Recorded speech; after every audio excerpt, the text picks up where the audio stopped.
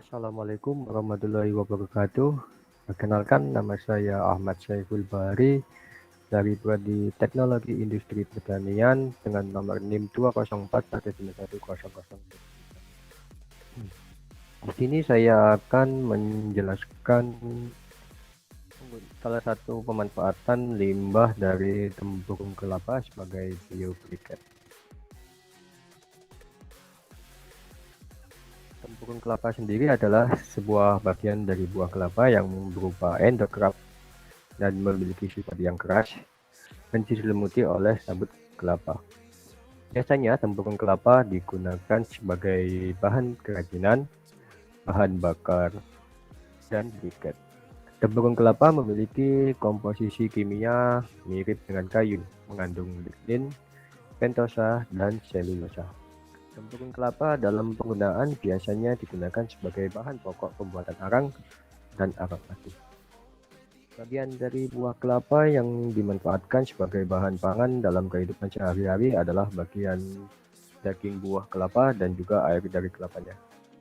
Sehingga tempurung kelapa selalu dibuang begitu saja dan kurang dimanfaatkan oleh banyak pihak. Oleh karena itu, studi pemanfaatan tempurung kelapa perlu dilakukan agar lebih memiliki nilai guna sehingga dapat mereduksi jumlah limbah tempurung kelapa dalam timbunan sampah.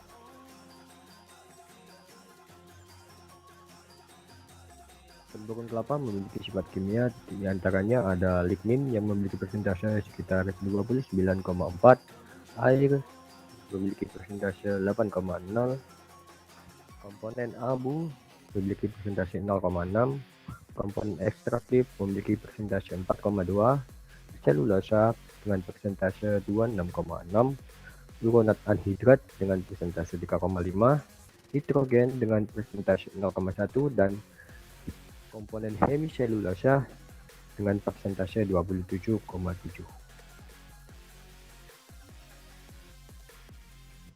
Berikutnya adalah alternatif pengolahan atau pohon industri dari pohon kelapa itu sendiri. Ada 3 bagian yang sering diolah menjadi produk, diantaranya ada buah kelapa, batang kelapa, dan juga bagian lidi.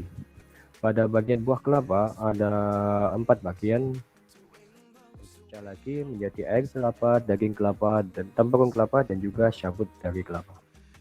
Pada bagian air kelapa sering dimanfaatkan menjadi beberapa produk, dan produk yang paling populer diantaranya nata de coco, koko vinegar, kecap kelapa, dan minuman dari air kelapa sendiri.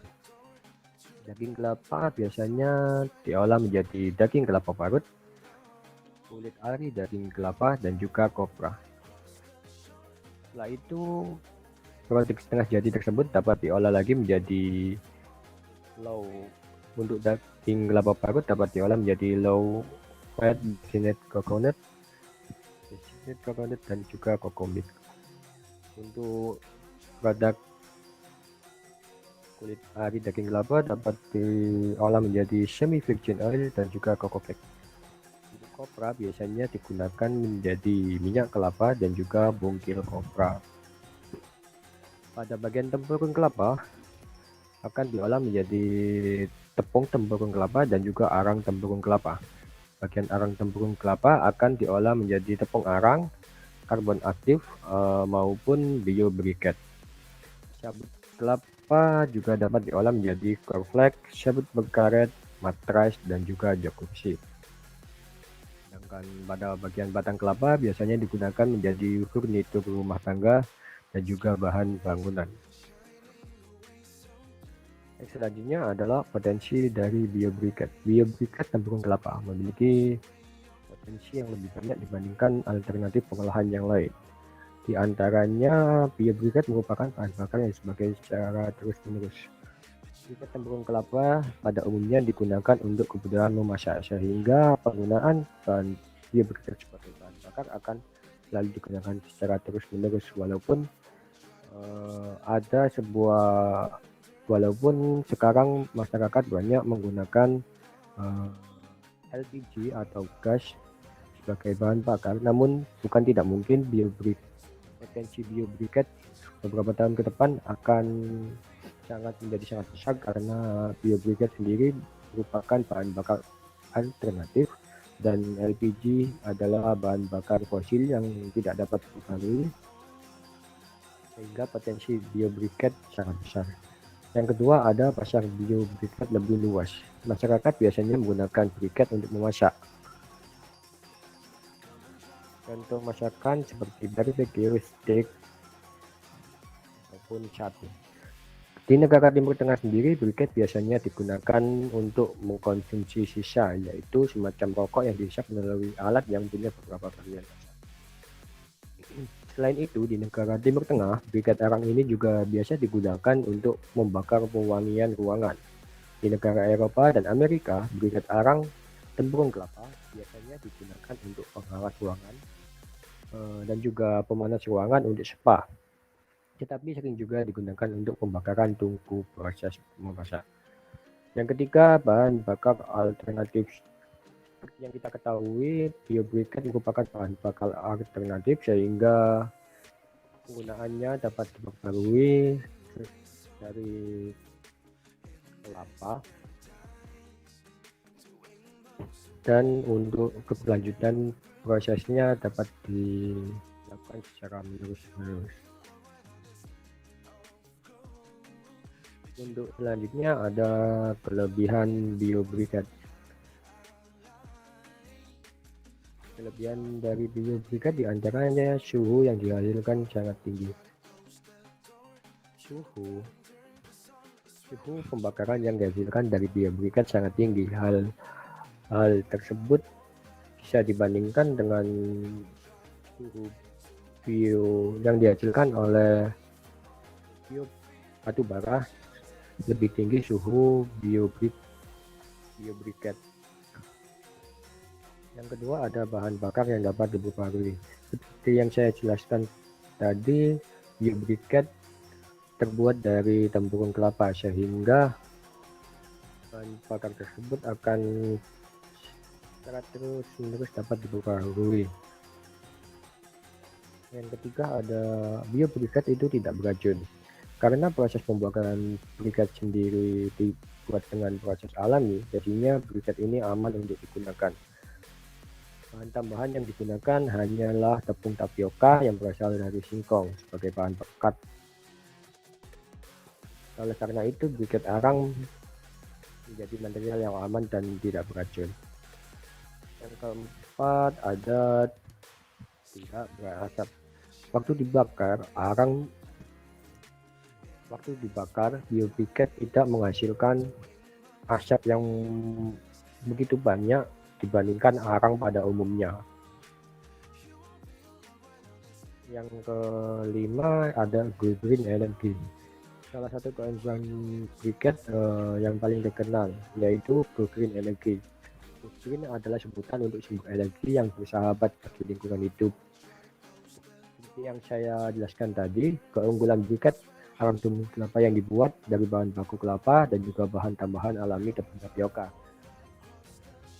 Jadi saat dibakar tidak akan berasap, dan oleh karena itu briket arang sangat ramah terhadap lingkungan. Yang keenam, briket arang dapat menjadi pengganti batu bara. Yang kita ketahui, bahan bakar yang masih sering digunakan dalam industri adalah batu bara. Tapi seiring dengan perkembangan zaman, berdasarkan beberapa penelitian, eksplorasi batu bara yang dilakukan secara masif akan merusak alam. Selain itu, batu bara cenderung dan tergolong beracun kalau asapnya terhirup oleh manusia. Makanya briket arang bisa menjadi solusi bahan bakar alternatif sebagai pengganti batu bara. Yang selanjutnya ada waktu pembakaran yang lama. Briket arang sendiri mempunyai burning time atau waktu pembakaran yang lumayan lama, sekitar 2-3 jam non-stop. Jadi hal tersebut menjadikan briket sebagai bahan bakar yang tergolong efektif dan efisien. Yang selanjutnya ada rancangan kerja. Dalam rancangan kerja ada alat dan bahan yang dibutuhkan, diantaranya tepung kelapa, tepung tapioka, air, dan juga paralon. Untuk langkah kerjanya ada tepung kelapa dilakukan pengeringan hingga 3-5 hari. Hal tersebut pengeringan berfungsi sebagai mengurangi kadar air sehingga pada saat proses karbonisasi atau pada saat proses pembakaran tidak ada tempurung kelapa yang tidak terbakar. Setelah itu setelah dikeringkan, tepung kelapa akan dikarbonisasi dengan suhu 300 derajat Celcius selama 2 jam. Karbonisasi akan mengubah tempurung kelapa yang semula kayu menjadi arang. Setelah dikarbonisasi, tempurung kelapa yang sudah menjadi arang akan dihancurkan menjadi serbuk dengan ukuran antara 50 sampai 70 mesh. Setelah semua serbuk arang dihancurkan, setelah itu serbuk dicampur dengan perekat dengan perbandingan 100 dibanding 2,5. Perekat yang digunakan kali ini adalah perekat yang terbuat dari campuran air dan juga tepung tapioka. Perbandingan perekat yaitu 100 untuk 100 gram serbuk arang akan dicampur dengan 2,5 gram campuran tepung tapioka dan air.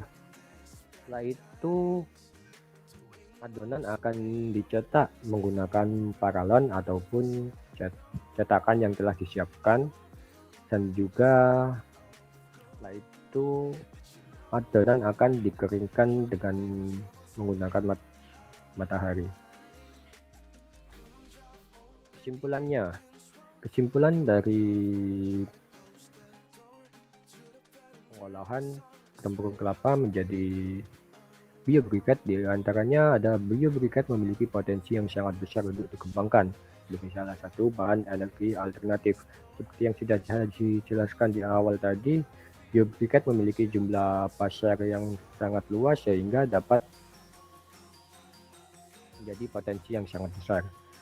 Terus biobriket merupakan energi alternatif sehingga penggunaannya dapat diperbarui secara terus-menerus. Biobriket tidak beracun, tidak beracap, dan juga dapat digunakan sebagai pengganti batu bara. Mungkin cukup sekian presentasi dari saya. Bila ada salah kata, saya mohon maaf. Assalamualaikum warahmatullahi wabarakatuh.